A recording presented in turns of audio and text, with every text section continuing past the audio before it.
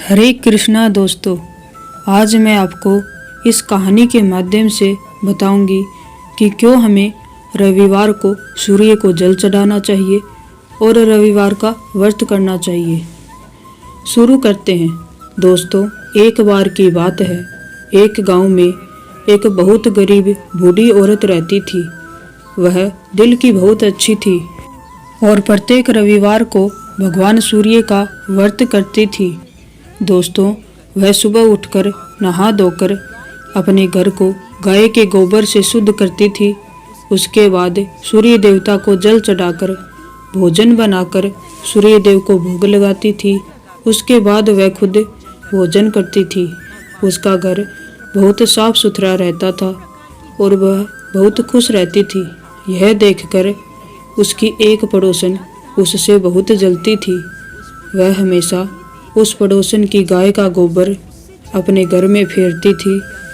एक रविवार जब वह पड़ोसन के घर गाय का गोबर लेने गई तो उस पड़ोसन ने गाय का गोबर देने से मना कर दिया और गाय को अपने घर के अंदर बांध लिया। यह देखकर बूढ़ी अम्मा की आंखों से आंसू आ गए और वह अपने घर वापस चली गई। जब उसे कहीं गोबर नहीं मिला तो उसने ना तो अपने घर के अंदर गोबर फेरा और ना भोजन बनाया, ना ही सूर्य देव को जल अर्पण किया। ऐसे ही भूखे प्यासे रात को सो गई। उसे दुखी देखकर भगवान सूर्य उसके सपने में आए और उसके भूखे सोने का कारण पूछा तो उसने बताया कि उसकी पड़ोसन ने उसको गोबर नहीं दिया तथा उसके साथ बहुत बुरा व्यवहार किया, जिसके कारण वह बहुत दुखी है। सूर्य देव ने उसको वरदान दिया कि मैं तुमको एक गाय दूंगा, जिसके बाद तुम्हारे जीवन में कोई भी दुख नहीं रहेगा और तुम गरीब भी नहीं रहोगी। वह गाय तुम्हारी हर मनोकामना पूरी करेगी। ऐसा बोलकर सूर्य देव सपने से चले जाते हैं। जब वह सुबह उठती है तो वह देखती है कि उसके घर के बाहर आंगन में एक गाय बंधी हुई है। यह देखकर वह बहुत खुश होती है। वह गाय को अपने घर के आगे बाहर बांध देती है। पड़ोसन यह देखकर और दुखी हो जाती है और उसकी गाय पर ध्यान रखती है। जब उसकी पड़ोसन सुबह देखती है कि उसकी गाय ने सोने का गोबर किया है तो वह आश्चर्यचकित हो जाती है और उस गोबर को अपने घर उठाकर ले जाती है। वह अगले दिन फिर ऐसा ही करती है। अम्मा को इस बारे में कुछ नहीं पता था। तो एक दिन सूर्य भगवान यह देखकर बहुत बारिश और तूफान चला देते हैं।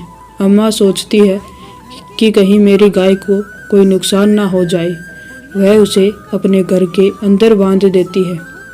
बुढ़िया सुबह उठती है तो वह देखती है कि उसकी गाय ने सोने का गोबर किया है, तो वह उस गोबर को उठा लेती है और बहुत खुश होती है। ऐसा करते करते वह बहुत अमीर हो जाती है। यह सब देखकर उसकी पड़ोसन मन ही मन बहुत ही जलती है। वह उसकी खुशी देखकर परेशान हो जाती है। तो उसे एक सुझाव आता है कि क्यों ना वह राजा को यह सब बता दे।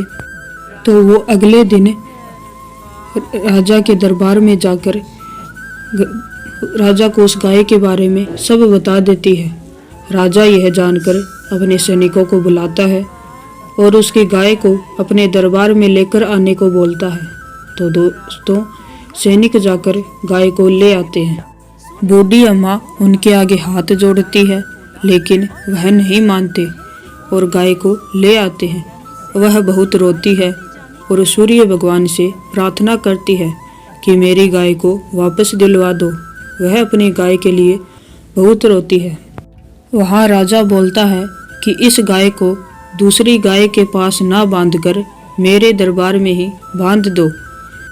सुबह जब राजा उठता है तो वह देखता है कि दरबार में गोबर ही गोबर है और गोबर की बदबू आ रही है।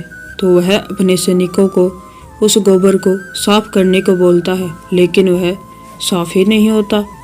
तो वह उस बूढ़ी अम्मा को बुलाता है और उसकी गाय उसको वापस दे देता है। जैसे ही वह उसकी गाय को उसको वापस देता है तो उसके दरबार का गोबर अपने आप साफ हो जाता है। वह बुढ़िया माँ उसे बताती है कि कैसे उसे भगवान ने इस गाय को दिया था। वह उसे रविवार के व्रत की बात बताती है और बोलती है कि सभी को रविवार वाले दिन अपने घर में गाय का गोबर फेरना चाहिए और सूर्य देव को जल चढ़ाना चाहिए। उसके बाद भोजन ग्रहण करना चाहिए। यह सब सुनकर राजा उसकी पड़ोसन को दंड देता है और पूरी सभा में इस बात को कहता है कि सभी को यह बात बताई जाए जिससे सब धन धान्य से पूर्ण हो, सभी इस व्रत का लाभ उठा सकें।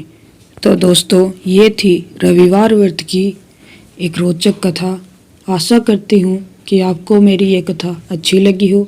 अगर अच्छी लगी हो तो कमेंट करके ज़रूर बताइएगा और वीडियो को लाइक कीजिएगा और चैनल को सब्सक्राइब कीजिएगा। राधे राधे।